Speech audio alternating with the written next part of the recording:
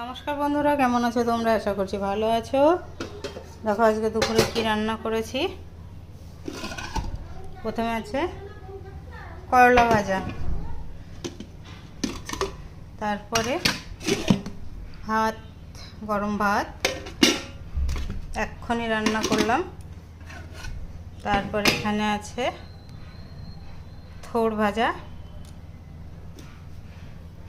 থোড় ভাজাটা না কালো কালো হয়েছে, আর কেটে রেখে দিয়েছিলাম, ওই জন্য ওরকম হয়ে গেছে, বুঝেছো। আর এখানে আছে ডিমের রেজালা, দেখেছো?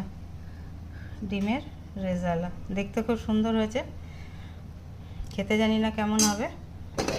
আর এখানে আছে স্যালাড আছে, শসা আর পেঁয়াজ।